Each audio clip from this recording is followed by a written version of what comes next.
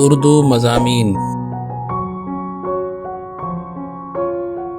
سر سید احمد خان کے مضامین سے انتخاب۔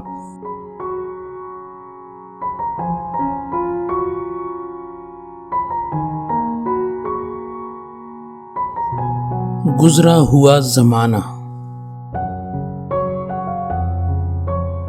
برس کی آخر رات کو ایک بڈھا اندھیرے گھر میں اکیلے بیٹھا ہے۔ رات بھی ڈراؤنی اور اندھیری ہے، گھٹا چھا رہی ہے، بجلی تڑپ تڑپ کر کڑکتی ہے، آندھی بڑے زور سے چلتی ہے، دل کانپتا ہے اور دم گھبراتا ہے۔ بڈھا نہایت غمگین ہے، مگر اس کا غم نہ اندھیرے گھر پر ہے، نہ اکیلے پن پر، اور نہ اندھیری رات اور بجلی کی کڑک اور آندھی کی گونج پر، اور نہ برس کی آخر رات پر۔ وہ اپنے پچھلے زمانے کو یاد کرتا ہے، اور جتنا زیادہ یاد آتا ہے اتنا ہی غم بڑھتا ہے۔ ہاتھوں سے ڈکے منہ پر آنکھوں سے آنسو بھی بہے چلے جاتے ہیں۔ پچھلا زمانہ اس کی آنکھوں کے سامنے پھرتا ہے، اپنا لڑکپن اس کو یاد آتا ہے، جبکہ اس کو کسی چیز کا غم اور کسی بات کی فکر دل میں نہ تھی۔ روپیے اشرفی کے بدلے ریوڑی اور مٹھائی اچھی لگتی تھی۔ سارا گھر، ماں باپ بھائی بہن اس کو پیار کرتے تھے۔ پڑھنے کے لیے چھٹی کا وقت جلدی آنے کی خوشی میں کتابیں بغل میں لیے مکتب چلے جاتا تھا۔ مکتب کا خیال آتے ہی اس کو اپنے ہم مکتب یاد آتے تھے۔ وہ اور زیادہ غمگین ہوتا تھا اور بے اختیار چلا اٹھتا تھا، ہائے وقت، ہائے وقت، ہائے گزرے ہوئے زمانے، افسوس کہ میں نے تجھے بہت دیر میں یاد کیا۔ پھر وہ اپنی جوانی کا زمانہ یاد کرتا تھا، اپنا سرخ سفید چہرہ، سڈول ڈیل، بھرا بھرا بدن، رسیلی آنکھیں، موتی کی لڑی سے دانت، امنگ میں بھرا ہوا دل۔ جذبات انسانی کے جوشوں کی خوشی اسے یاد آتی تھی۔ اس کی آنکھوں میں اندھیرا چھائے ہوئے زمانے میں ماں باپ جو نصیحت کرتے تھے اور نیکی اور خدا پرستی کی بات بتاتے تھے، اور یہ کہتا تھا، آہ ابھی وقت بہت ہے، اور بڑھاپے آنے کا کبھی خیال بھی نہیں کرتا تھا۔ اس کو یاد آتا تھا اور افسوس کرتا تھا کہ کیا اچھا ہوتا اگر جب ہی میں اس وقت کا خیال کرتا اور خدا پرستی اور نیکی سے اپنے دل کو سنوارتا اور موت کے لیے تیار رہتا۔ آہ وقت گزر گیا، آہ وقت گزر گیا، اب پچھتائے کیا ہوتا ہے۔ افسوس میں نے اپنے تئیں ہمیشہ یہ کہہ کر برباد کیا کہ ابھی وقت بہت ہے۔ یہ کہہ کر وہ اپنی جگہ سے اٹھا اور ٹٹول ٹٹول کر کھڑکی تک آیا۔ کھڑکی کھولی، دیکھا کہ رات ویسی ہی ڈراؤنی ہے، اندھیری گھٹا چھا رہی ہے، بجلی کی کڑک سے دل پھٹا جاتا ہے، ہولناک آندھی چل رہی ہے، درختوں کے پتے اڑتے ہیں اور ٹہنے ٹوٹتے ہیں۔ تب وہ چلا کر بولا، ہائے ہائے، میری گزری ہوئی زندگی بھی ایسی ہی ڈراؤنی ہے جیسی یہ رات۔ یہ کہہ کر پھر اپنی جگہ آ بیٹھا۔ اتنے میں اس کو اپنے ماں باپ بھائی بہن دوست آشنا آئے، جن کی ہڈیاں قبروں میں گل کر خاک ہو چکی تھیں۔ ماں گویا محبت سے اس کو چھاتی سے لگائے آنکھوں میں آنسو بھرے کھڑی ہے، یہ کہتی ہوئی کہ ہائے بیٹا وقت گزر گیا۔ باپ کا نورانی چہرہ اس کے سامنے ہے اور اس میں یہ آواز آتی ہے کہ کیوں بیٹا، ہم تمہارے ہی بھلے کے لیے نہ کہتے تھے؟ بھائی بہن دانتوں میں انگلی دیے ہوئے خاموش ہیں اور ان کی آنکھوں سے آنسوؤں کی لڑی جاری ہے۔ دوست آشنا سب غمگین کھڑے ہیں اور کہتے ہیں کہ اب ہم کیا کر سکتے ہیں۔ ایسی حالت میں اس کو وہ باتیں یاد آتی تھیں جو اس نے نہایت بے پرواہی اور بے مروتی اور کچخلکی سے اپنے ماں باپ بھائی بہن دوست آشنا کے ساتھ برتی تھیں۔ ماں کو رنجیدہ رکھنا، باپ کو ناراض کرنا، بھائی بہن سے بے مروت رہنا، دوست آشنا کے ساتھ ہمدردی نہ کرنا یاد آتا تھا، اور اس پر ان گلی ہڈیوں میں سے ایسی محبت کا دیکھنا اس کے دل کو پاش پاش کرتا تھا۔ اس کا دم چھاتی میں گٹ جاتا تھا اور یہ کہہ کر چلا اٹھتا تھا کہ ہائے وقت نکل گیا، ہائے وقت نکل گیا، اب کیوں کر اس کا بدل ہو۔ وہ گھبرا کر پھر کھڑکی کی طرف دوڑا اور ٹکراتا لڑتا کھڑکی تک پہنچا۔ اس کو کھولا اور دیکھا کہ ہوا کچھ ٹھہری ہے اور بجلی کی کڑک کچھ تھمی ہے، پر رات ویسی ہی اندھیری ہے۔ اس کی گھبراہٹ کچھ کم ہوئی اور پھر اپنی جگہ آ بیٹھا۔ اتنے میں اس کو اپنا ادھیڑ پنا یاد آیا، جس میں نہ وہ جوانی رہی تھی اور نہ وہ جوانی کا جوبن، نہ وہ دل رہا تھا اور نہ دل کے ولولوں کا جوش۔ اس نے اپنی اس نیکی کے زمانہ کو یاد کیا جس میں وہ بنسبت بدی کے نیکی کی طرف زیادہ مائل تھا۔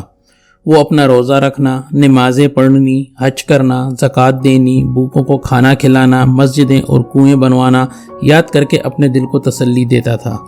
فقیروں اور درویشوں کی جن کی خدمت کی تھی، اپنے پیروں کو جن سے بیعت کی تھی، اپنی مدد کو پکارتا تھا، مگر دل کی بے قراری نہیں جاتی تھی۔ وہ دیکھتا تھا کہ اس کے ذاتی اعمال کا اسی تک خاتمہ ہے۔ بھوکے پھر ویسے ہی بھوکے ہیں، مسجدیں ٹوٹ کر یا تو کھنڈر ہیں یا پھر ویسے ہی جنگل، کنویں اندھے پڑے ہیں، نہ پیر اور نہ فقیر، کوئی اس کی آواز نہیں سنتا اور نہ مدد کرتا ہے۔ اس کا دل پھر گھبراتا ہے اور سوچتا ہے کہ میں نے کیا کیا جو تمام فانی چیزوں پر دل لگایا، پچھلی سمجھ پہلے ہی کیوں نہ سوچی، اب کچھ بس نہیں چلتا، اور پھر یہ کہہ کر چلا اٹھا، ہائے وقت میں نے تجھ کو کیوں کھو دیا۔ وہ گھبرا کر پھر کھڑکی کی طرف دوڑا، اس کے پٹ کھولے تو دیکھا کہ آسمان صاف ہے، آندھی تھم گئی ہے، گٹا کھل گئی ہے، تارے نکل آئے ہیں، ان کی چمک سے اندھیرا بھی کچھ کم ہو گیا ہے۔ وہ دل بہلانے کے لیے تاروں بری رات کو دیکھ رہا تھا کہ یکا یک اس کو آسمان کے بیچ میں ایک روشنی دکھائی دی اور اس میں ایک خوبصورت دلہن نظر آئی۔ اس نے ٹکٹکی باندھ کر اسے دیکھنا شروع کیا۔ جوں جوں وہ اسے دیکھتا تھا وہ قریب ہوتی جاتی تھی، یہاں تک کہ وہ اس کے پاس آ گئی۔ وہ اس کے حسن و جمال کو دیکھ کر حیران ہو گیا اور نہایت پاک دل اور محبت کے لہجے سے اس سے پوچھا کہ تم کون ہو؟ وہ بولی کہ میں ہمیشہ رہنے والی نیکی ہوں۔ اس نے پوچھا کہ تمہاری تسخیر کا بھی کوئی عمل ہے؟ وہ بولی ہاں ہے، نہایت آسان پر بہت مشکل۔ جو کوئی خدا کے فرض اس بدوی کی طرح سے جس نے کہا واللہ لا ایزد ولا انقص ادا کر کے کہ انسان کی بلائی اور اس کی بہتری میں صحیح کرے، اس کی میں مسخر ہوتی ہوں۔ دنیا میں کوئی چیز ہمیشہ رہنے والی نہیں ہے، انسان ہی ایسی چیز ہے آخر تک رہے گا۔ بس جو بلائی کے انسان کی بہتری کے لیے کی جاتی ہے وہی نسل در نسل آخر تک چلی آتی ہے۔ نماز، روزہ، حج، زکوٰۃ اسی تک ختم ہو جاتا ہے، اس کی موت ان سب چیزوں کو ختم کر دیتی ہے۔ مادی چیزیں بھی چند روز میں فنا ہو جاتی ہیں، مگر انسان کی بلائی آخر تک جاری رہتی ہے۔ میں تمام انسانوں کی روح ہوں، جو مجھ کو تسخیر کرنا چاہے انسان کی بلائی میں کوشش کرے، کم سے کم اپنی قوم کی بلائی میں دل و جان و مال سے سعی ہو۔ یہ کہہ کر وہ دلہن غائب ہو گئی اور بڈھا پھر اپنی جگہ آ بیٹھا۔ اب پھر اس نے اپنا پچھلا زمانہ یاد کیا اور دیکھا کہ اس نے اپنے 55 برس کی عمر میں کوئی بھی کام انسان کی بلائی اور کم سے کم اپنی قومی بلائی کا نہیں کیا تھا۔ اس کے تمام کام ذاتی غرض پر مبنی تھے۔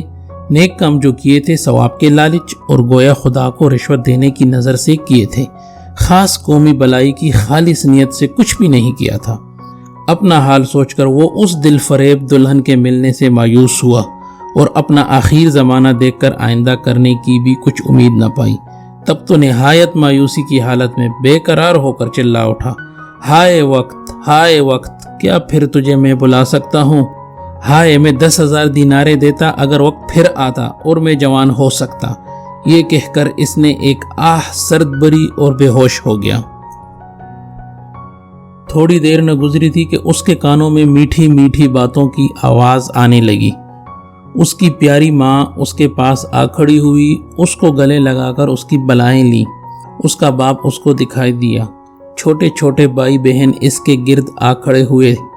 ماں نے کہا کہ بیٹا کیوں برس کے برس دن روتا ہے، کیوں تو بے قرار ہے، کس لیے تیری ہچکی بند گئی ہے؟ اٹھ، منہ ہاتھ دھو، کپڑے پہن، نوروز کی خوشی منا، تیرے بھائی بہن تیرے منتظر کھڑے ہیں۔ تب وہ لڑکا جاگا اور سمجھا کہ میں نے خواب دیکھا اور خواب میں بڈھا ہو گیا تھا۔ اس نے اپنا سارا خواب اپنی ماں سے کہا۔ اس نے سن کر اس کو جواب دیا کہ بیٹا بس تو ایسا مت کر جیسا اس پشیمان بڈھے نے کیا، بلکہ ایسا کر جیسا تیری دلہن نے تجھ سے کہا۔ یہ سن کر وہ لڑکا پلانگ پر سے کود پڑا اور نہایت خوشی سے پکارا، اوہ یہی میری زندگی کا پہلا دن ہے، میں کبھی اس بڈھے کی طرح نہ پچھتاؤں گا اور ضرور اس دلہن کو بیاؤں گا جس نے ایسا خوبصورت اپنا چہرہ مجھ کو دکھلایا اور ہمیشہ زندہ رہنے والی نیکی اپنا نام بتلایا او خدا تو میری مدد کر، آمین۔ پس اے میرے پیارے نوجوان ہم وطنوں اور اے میری قوم کے بچوں، اپنی قوم کی بھلائی پر کوشش کرو تاکہ آخر وقت میں اس بڈھے کی طرح نہ پچھتاؤ۔ ہمارا زمانہ تو آخر ہے، اب خدا سے یہ دعا ہے کہ کوئی نوجوان اٹھے اور اپنی قوم کی بھلائی میں کوشش کرے، آمین۔